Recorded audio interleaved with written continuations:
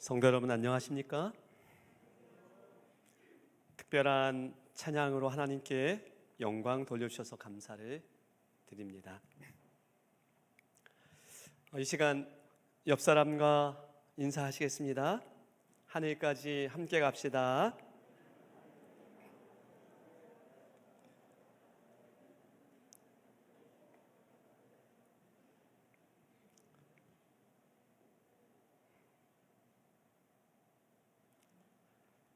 예수만 바라보세 영생의 길, 사경의 셋째 날 태산을 옮기시는 주님이라는 제목으로 말씀을 전하겠습니다. 저희 교회에 106세 할머니 집사님이 계십니다.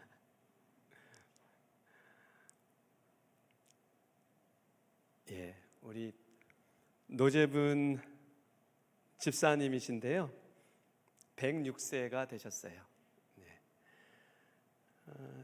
얼마 전에 할머니 집을 방문했습니다.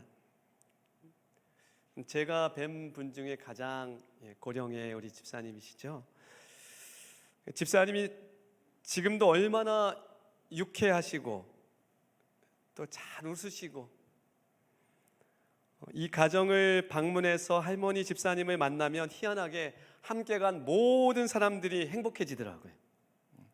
그래서 106세는 아무나 이르는 것이 아니구나, 그렇게 생각을 했어요. 정말 건강하시고, 근데 무엇보다 이 노 집사님이 하나님께 얼마나 신실하신지, 믿음으로 사시고자 하시는 그 모습이 감동을 줍니다. 나도 나이를 더 많이 먹어도 할머니 집사님처럼 하늘을 향해 가는 길 멈추지 말고 믿음을 지키며 끝까지 전진해야겠다 결심하는 시간이었습니다. 노재문 집사님이 다른 찬미가는 기억하지 못하셔요. 생각이 잘 안 난다고 하는데, 보옥의 근원 강림하사 이 찬양은 전부 다 외우셨어요. 전부 다. 지금도 106세 되신 분이 지금도 모든 가사를 다 외워서 찬양을 하셔요. 할머니의 찬양을 한번 들어볼까요?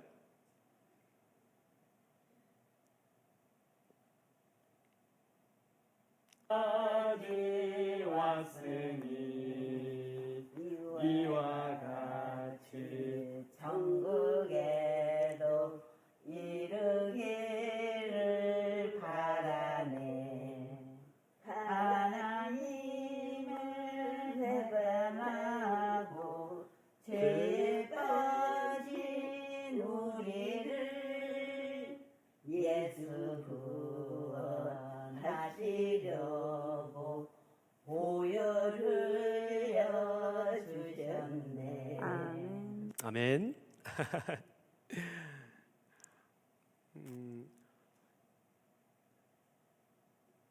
여기요, 제가 퀴즈를 좀 내볼게요.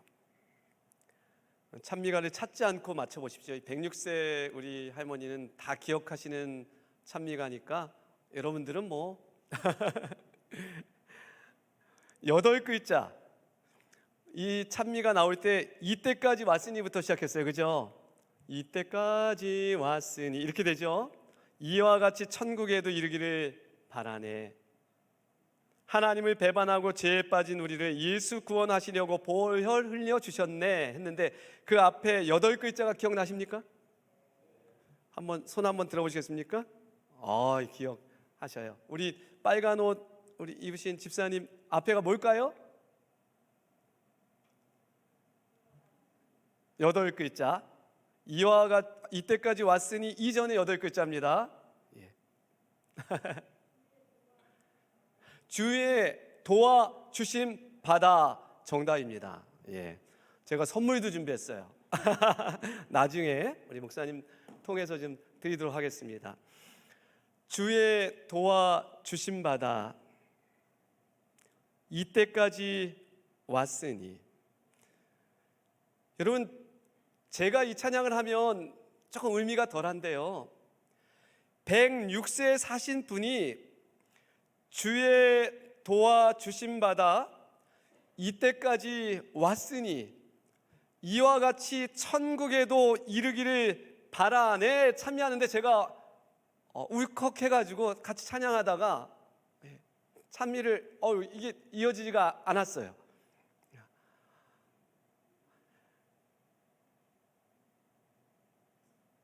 사랑하는 우리 별내교회 성도님들이시여,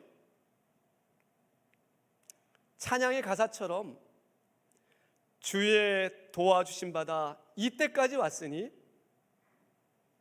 하늘까지 어떤 어려움이 있어도 포기하지 마시고 전진하는 모든 성도님들 되시길 간절히 바랍니다.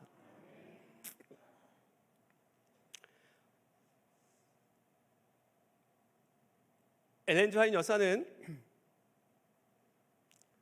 믿음을 시대의 소망에서 이렇게 정의하고 있어요. 믿음은 그리스도를 붙잡는 것이다. 그리고 그의 공로를 힘 입는 손이다.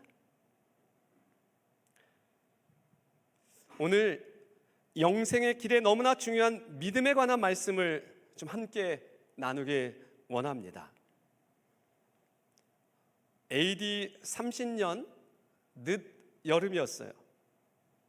저녁이 다가오는 무렵에 예수님께서는 제자들 가운데 3명만을 데리고서, 이 3명이 누구일까요?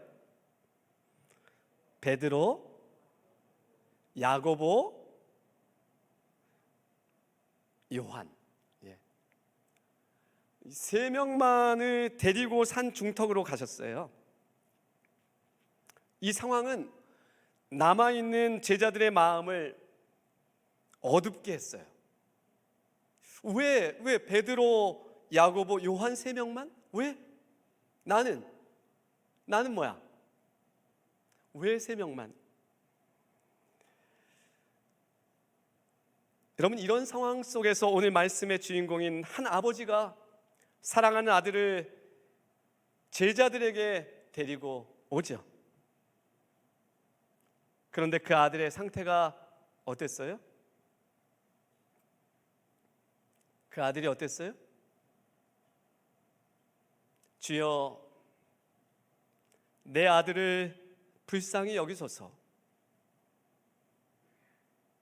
그가 자주 불에도 넘어지며 물에도 넘어지는지라.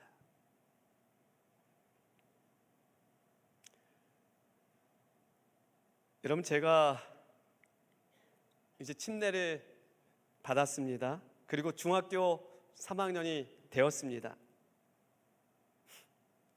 한 청년이 저희 교회에 왔어요. 저보다 한 살이 많으니까 청년이 아니라 학생이죠. 고등학교 1학년 나이인데 청년처럼 보였어요. 학교를 다니지 않았고 머리가 좀 길었고 키는 자그마한데 재주가 참 많은 형이었어요. 그림도 잘 그렸고 기타를 잘 치고 노래를 잘 불렀어요. 그 형님이 우리 교회에 와서 처음 기타를 치며 부른 찬양을 제가 기억해요. 그 찬양은 이 찬양이에요. 캄캄한 인생길 홀로 걸어가다 지치고 고나여 내 영혼 깊은 잠이 들었었네. 달리다 굼이었어요. 시간이 지나서 왜 그 형이 이 찬양을 그렇게 좋아하고 자주 불렀는지 제가 알게 됐어요. 어느 날 안식일 예배 시간에 형이 그 자리에서 쓰러졌어요. 어린 시절 그의 누나가 높은 곳에서 실수로 동생을 떨어뜨려서 질병을 갖게 되었고 그 형은 학교를 나중에 다닐 수 없게 되었어요. 저는 중3 때부터 고3 때까지 그 형과 함께 했고요. 화요일, 금요일 저녁 예배, 안식일은 아침부터 저녁까지 늘 같이 있었죠. 여러분, 한 번은 야영회를 갔습니다. 사슴의 동산이었는데 물가에서 배구를 같이 이렇게 물이 이만큼 차는 데서 하고 있는데 어느 순간 그냥 조용히 물속으로 가라앉아요. 그리고 깊은 곳으로 떠내려 가는 것입니다. 제가 정신없이 가서 붙잡아서 끄집어서 냈어요. 정신을 차리고 학생 야영회 이제 말씀의 시간이었는데 이 형이 또 증상이 살짝 나타났어요. 그래서 한 살 후배랑 얼른 텐트로 옮겨서 주물러도 주고 또 챙겨주고 있는데 야영대장 목사님이 저희 텐트로 오시게 됐어요. 박 목사님이신데요. 34년이 지났는데 제가 이름도 잊지 않아요. 말씀 시간에 거무튀튀한 고등학생 3명이 텐트에 들어가 있으니까 저희가 땡땡이 치고 노는 아이들이라고 단정하셨어요. 저희가 거기 있는데 텐트 안에 있는데 10분 동안 혼났어요. 10분 동안 여기까지 와가지고 제 입속에 목사님 사실은요 이렇게 많은 생각이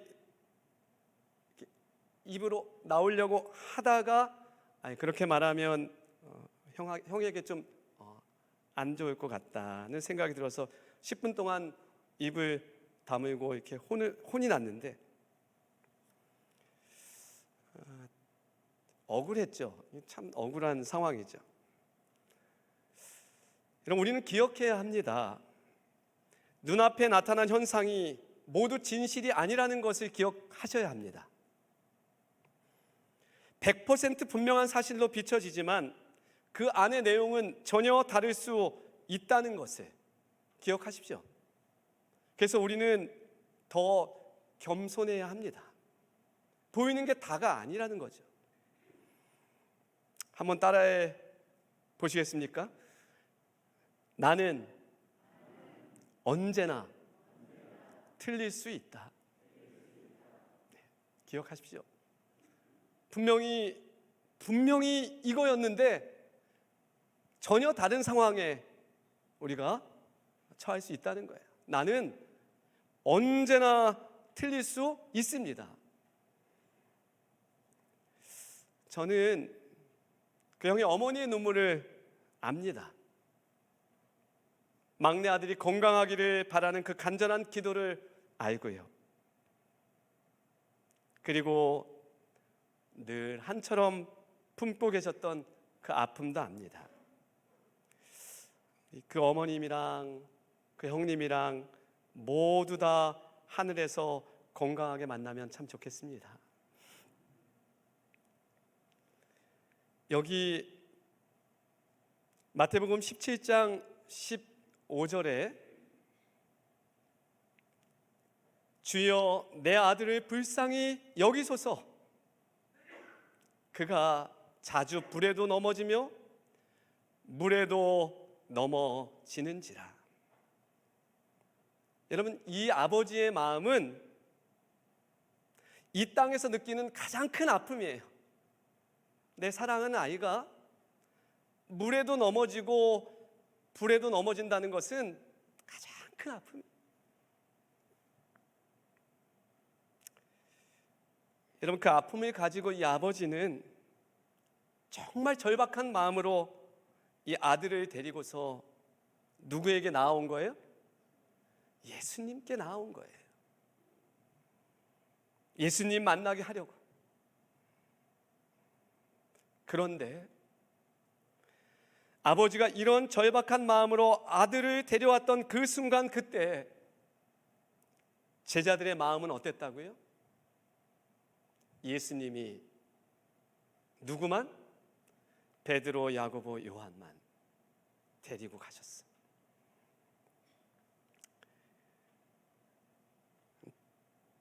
여러분, 때로는 영혼들이 교회를 저런 절박한 마음으로 찾아옵니다. 그 순간은 교회를 찾은 이들의 인생이, 영생이 결정되는 순간이에요. 영생이 결정되는 순간이에요.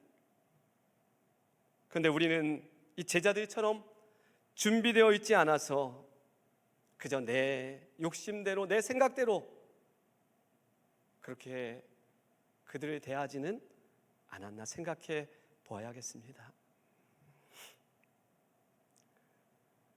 여기 마태복음 17장 16절입니다. 같이 한번 읽어볼까요? 내가 주의 제자들에게 데리고 왔으나 능히 고치지 못하더이다. 당연히 못 고치죠. 여러분, 제자들은 이미 이전에 많은 병자를 고쳤습니다. 그리고 귀신도 쫓아냈어요. 굉장한 제자들이에요. 근데 이 순간은 당연히 못 고치죠. 당연히 못 고치죠. 그들의 상태로는 절대 고칠 수 없죠. 여러분, 이제 제자들이 실패하자 제사장과 서기관들이 바람잡이가 됐어요. 경멸과 조롱의 감정이 온 군중들을 휘감았어요. 여러분, 이것이 오늘 본문 마태복음 17장의 배경입니다. 이 순간 예수님이 산에서 내려오셨습니다. 예수님은 이 타이밍 포착 능력이 대단하시죠. 이 아버지의 간절한 소망이, 그 희미한 그 마음이 예수님께 닿았어요. 틀림없이 닿았어요. 예.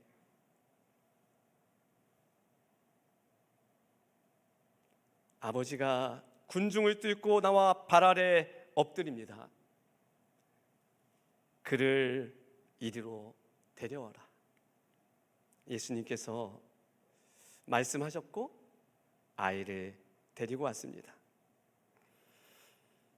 여러분, 그 순간 시대의 소망의 표현대로 하면 아이는 쓰러져 뒹굴고 거품을 내며 무서운 비명을 질렀다라고 기록하고 있어요.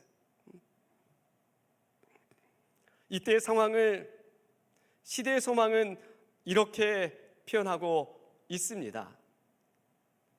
같이 읽어보겠습니다. 생명의 시작. 생명의 임금과 흑암의 임금이 다시 전장에서 대면하였다. 생명의 임금과 흑암의 임금이 다시 전장에서 대면하였다. 그리스도는 포로된 자에게 자유를 주는 그의 사명을 성취하시기 위해서, 사단은 자기가 사로잡은 자를 그의 지배 아래 장악하기 위해서, 여러분, 거기에 눈에 보이지 않았지만 빛의 천사들이, 그리고 악한 천사들이 사단의 편에, 여러분, 그러한 전장이 바로 여기 마태복음 17장에 나오는 이 상황인 것입니다. 이때 아이의 아버지가 더 이상 참을 수 없어서 이렇게 외칩니다. 무엇을 하실 수 있거든 우리를 불쌍히 여기사 도와주옵소서. 영어 표현이 더 좀 가깝게 다가오는 것 같아요. 만일 당신이 어떤 것이라도 좀 해줄 수 있으면 우리를 가엾게 보아서 도와주세요, 주님. 여러분, 이때 유명한 예수님의 답변이 기록되어 있습니다. 같이 읽어볼까요? 할 수 있거든이. 시작. 할 수 있거든이 무슨 말이냐? 믿는 자에게는 능히 하지 못할 일이 없느니라. 아멘.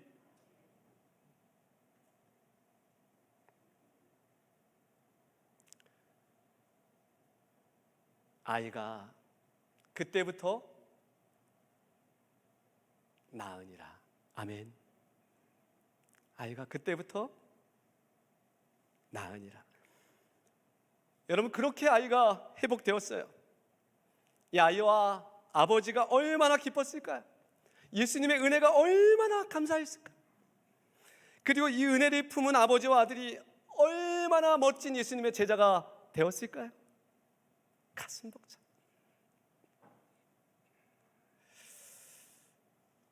제자들, 여기서 이제 한 걸음 더 나아가 보겠습니다, 여러분. 제자들이 왜 실패했다고요? 시대의 소망은 제자의 실패 이유를 두 가지로 딱 압축해서 이렇게 기록해 줍니다. 사실 실패 이유를 뭐 이렇게 나열해 보려면 꽤 많겠죠. 근데 딱 두 가지로 요약을 해주고 있어요. 처음 부분은 불신입니다. 예수님에 대한 믿음의 부족이에요. 예수님이 이전에, 요 사건 이전에 제자들에게 하신 말씀이 있어요. 내가 이 땅에서 죽게 될 거야. 또 하신 말씀이 있잖아요. 제자 3명만 쏙 데리고 가시는 그 예수님에 대해서 이 제자들의 마음이, 믿음이 흔들려 버렸어요. 불신. 제자들의 실패 이유는 또 하나는 이것입니다.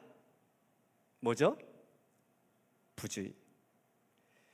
맡겨진 성업을 너무 소홀히 여겼다는 거죠. 그럼 사실 지금 제자들에게 맡겨진 성업이 소홀히 여길 만한 것입니까? 아니잖아요. 복음으로 온 지구를 뒤집어 놓는 그 일을 해야 할 제자들이잖아요. 그런데 그들은 3명의 제자가 빠져나갔을 때 이미 그들의 맡겨진 직이 너무 작게 여겨졌다는 거예요. 2024년 별내교회에서 직분을 맡으신 성도님들 기억하십시오.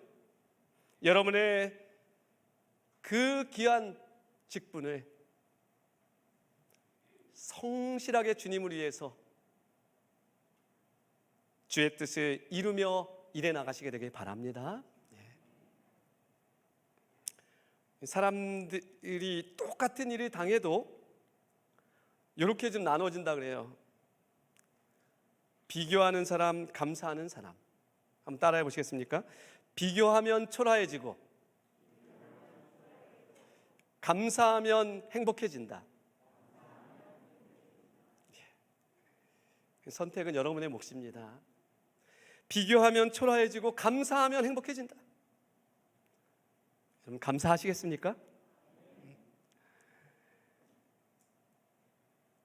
근데 이 불신과 부주의는 이 땅에서 우리가 너무나 저지르기 쉬운 실수잖아요. 그죠? 근데 우리가 불신하고 부주의하게 될 때 하늘의 기적이 이 땅에서 펼쳐지는 것이 막히게 된다는 사실을 꼭 기억해 주시기 바랍니다. 여기 마태복음 17장 19절입니다. 이제 이때 제자들이 조용히 예수님께 나와서 말합니다. 주님, 우리는 어찌하여 쫓아내지 못했습니까? 예수님이 말씀하시죠. 여기 이 유명한 말씀이 여기 있습니다. 같이 읽어보겠습니다. 이르시되 시작. 이르시되 너희 믿음이 작은 까닭이니라. 진실로 너희에게 이르노니 만일 너희에게 믿음이 겨자씨 하나의 만큼만 있어도 이 산을 명하여 여기서 저기로 옮겨지라 하면 옮겨질 것이요 또 너희가 못할 것이 없으리라.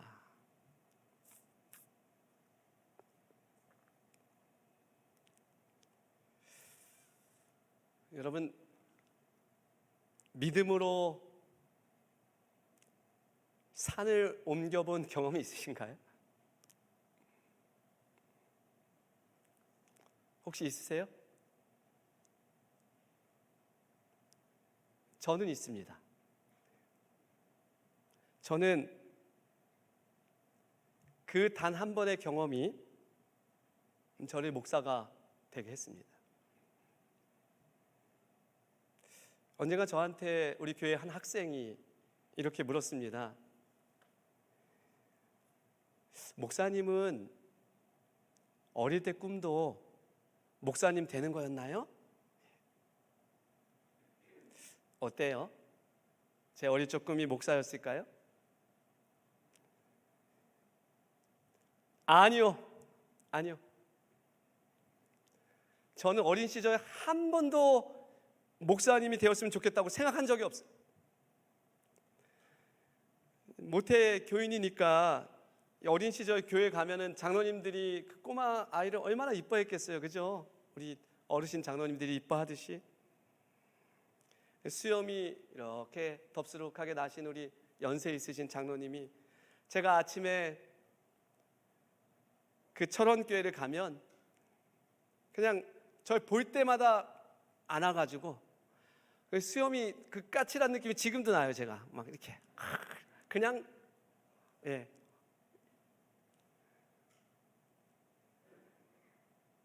그러면 이 장로님이 저한테 꼭 하셨던 말씀이 있어요. 지금도 기억나는 그 말씀. 재경이는 꼭 커서 훌륭한 목사님이 되어야 한다. 여러분, 그 수염에 막 이렇게 고개를 흔들면서 제가 늘 이렇게 대답했어요. 아니요, 저는 목사님은 죽어도 안 될 거예요. 제가 이렇게 대답했어요. 죽어도라는 단어를 사용했어요. 죽어도 안 될 거예요. 아니요, 전 목사님은 죽어도 안 될 거예요. 제 눈에 어쨌든 목사님들 일들이 뭐 쉬워 보이지 않았어요. 제가 볼 때 쉽게 보이지 않았어요. 이미 그때 쉬워 보이지 않았어요. 여러분, 제가 고2가 되었습니다. 이제 고2 학생이 되었어요. 전 강원도 철원에서 신철원 초등학교, 신철원 중학교, 신철원 고등학교까지 다 마쳤어요. 그런데 이제 고2가 되었을 때 토요일에 교회를 가는 것 때문에 제가 큰 산을 만나게 되었어요. 우리 담임 선생님은 여자 선생님이었는데 카리스마 넘치는 선생님이었어요. 시간이 지나서 지금 생각해 보니까 그 선생님은 나를 염려하는 훌륭한 선생님이었구나 하는 생각이 들었어요. 그런데 이 선생님이 저를 볼 때 제가 정상이 아닌 거죠. 여러분, 제가 정상이 아니죠. 대학도 가야 되고 내신도 챙겨야 되는데 고등학교 2학년 아이가 토요일에 학교를 빼고 교회를 간다? 이 선생님이 도무지 이해가 안 되는 거죠. 여러분, 심지어 토요일에 저희 학교 시간표가 국영수도 있었어요. 국영수. 예. 제가 고2 때는 정말 공부하는 게 쉽지가 않더라고요. 예.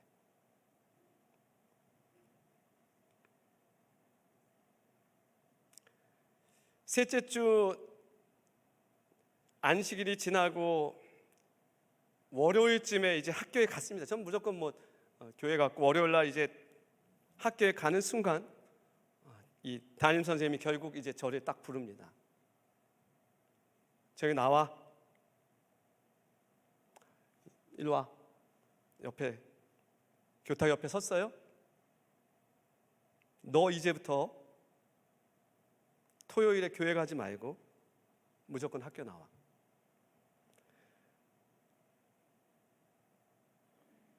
제가 선생님한테 이야기했어요. 선생님, 매주 토요일에 저는 교회 가야 합니다. 이제 씨름이 시작됐어요. 넷째 주 저는 가방 던지고 성경 가방 들고 교회로 갔어요. 그 다음 주 저는 교회로 갔어요. 상황이 이러니까요, 제가 월요일에 학교 가는 것이 얼마나 버거웠는지 몰라요. 월요일에 학교 가는 게 제일 싫었어요. 가서 선생님 얼굴을 보는 게 너무 힘이 들어요. 그래서 제가 귀에다가 늘 이렇게 들었던 게 있어요. 테이프. 신계원 목사님 설교 테이프였어요. 그 당시에 우리 어머니가 들으시던 테이프를 고등학교 2학년 아이가 맨날 학교 왔다 갔다 하면서 그냥 계속 들으면서, 그리고 또 하나 들었던 게 1980년대 그 호산나 테이프였어요. 호산나 찬양 테이프. 고등학교 2학년 때니까 제가 그 테이프가 늘어지도록 그냥 그 찬양을 들으면서 이제 학교를 가는데요. 어떻게든 믿음으로 좀 이겨보려고 좀 애를 썼어요. 뭐 부모님이 그 시골에 계셨던 우리 부모님이 크게 힘을 쓸 수도 없고 혼자서 그러고 있는 거죠. 여러분, 시간이 조금 지났을 때 이제 이런 줄다리기 속에 제가 선생님께 펜을 들어서 편지를 한 통 보냅니다. 그리고 마지막 그 편지 내용 끝에다 제가 테이프 늘어져라 들었던 호산나 테이프의 그 가사를 적어 넣습니다. 그 찬양이 요 찬양이었어요. 태산을 옮기시는 권능의 주님, 나의 모든 문제를 해결하시네. 작은 새 돌보시는 사랑의 주님, 내 속의 모든 슬픔 씻어주시리. 나의 주께서 세상 일을 주관하시며 나의 모든 생애도 주 돌보시리. 나의 주께서 세상 일을 주관하시며 우리의 가는 길도 주 돌보시리. 아멘. 저는 엄청 기도하면서 간절한 마음으로 이 글을 쓰고 이제 편지를 선생님께 드렸습니다. 결과가 어떻게 됐을까요? 결과가 궁금하시죠?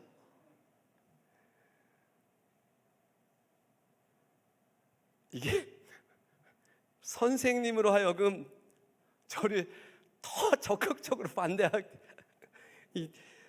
반대할 수밖에 없는 글이 돼버렸어요. 선생님이 이 글을 본 다음에는 바짝 긴장했어요. 얘가 그냥 단순히 교회 가는 게 아니구나, 이 이단 종교에 제대로 빠졌구나 얘가. 여기 이 내용을 보니까. 그러면서 이제 이 선생님이 저를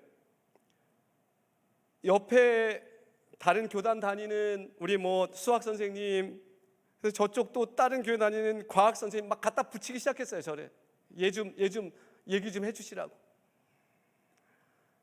제가 그 선생님들이랑 가면 안식일에 대해서 이야기하는 거죠. 그리고 그래도 안 되니까 학생과장님한테 마지막에 저를 밀어넣었어요. 여러분, 그 당시 저희 학생과장님이 엄청 사납고 무서운 분이셨어요.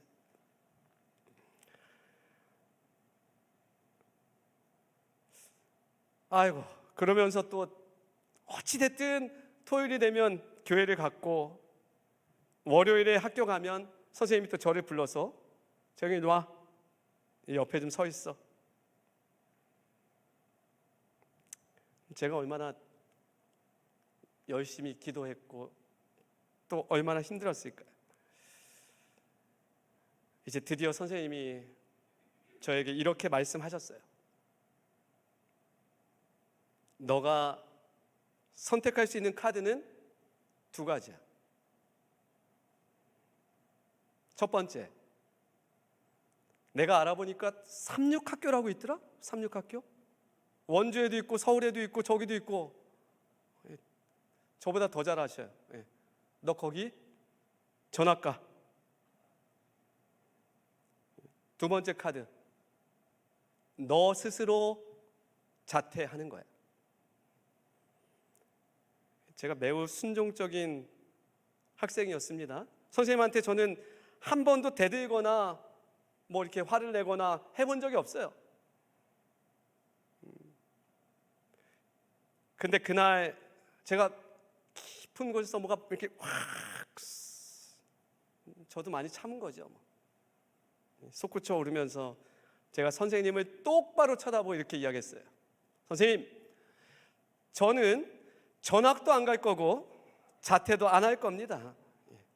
이 학교를 계속 다닐 거고 학교에서 퇴학시키면 그때 퇴학 당하겠습니다. 선생님이 충격을 받았어요. 자리에 가서 앉아. 한 주, 두 주 안식일에 전 또 교회로 갔어요. 근데 여러분, 정말 기가 막힌 일이 벌어졌어요. 선생님이 저에게 분명히 선택할 수 있는 카드는 두 개뿐이라고 이야기했는데 하나님께서 준비하고 계신 세 번째 카드를 꺼내 드셨어요. 하나님께서 학기 중에, 그것도 학기 초에 우리 담임 선생님을 교체해 주셨어요. 담임 선생님이 다른 학교로 가시게 됐어요. 새로운 선생님이 저의 담임 선생님으로 오셨어요. 그리고 새로운 담임 선생님이 한 번도 저에게 교회에 관하여 이러쿵저러쿵 이야기하지 않으셨어요. 여러분, 오히려 고2가 마칠 때 제가 고3이 되었는데 그 고3 제 담임 선생님께 우리 담임 선생님이 가셔서 얘는 토요일에 교회 가야 합니다. 교회 잘 갈 수 있도록 배려해 주십시오. 그렇게 말씀해 주셔서 제가 고3 때에도 아무런 어려움 없이 토요일에 교회로 나아갈 수 있었습니다. 여러분, 이 사건을 계기로 제가 목사가 되기로 결심했어요. 저에게 이 경험은 태산이 옮겨지는 경험이었습니다. 시대의 소망은 분명히 이렇게 기록하고 있습니다. 그대가 만일 이와 같은 믿음을 가지고 있다면 하늘의 능력이 그대의 도움이 될 것이다. 그대의 길에 사단이 쌓아놓은 장애물이 겉보기에는 넘어갈 수 없는 무엇처럼 보일지라도, 태산같이 보일지라도 믿음의 요구 앞에서는 사라져 버릴 것이다. 아멘.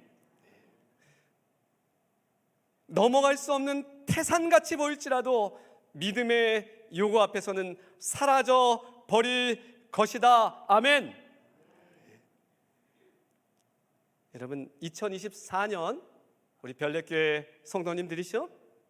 여러분 앞에 놓인 태산을 믿음으로 넘어서는 놀라운 경험을 다 하시게 되기를 간절히 바랍니다. 우리를 하늘과 연결시키고 흑암의 권세와 겨루어 싸울 힘을 주는 것은 믿음이다. 말씀을 마치겠습니다.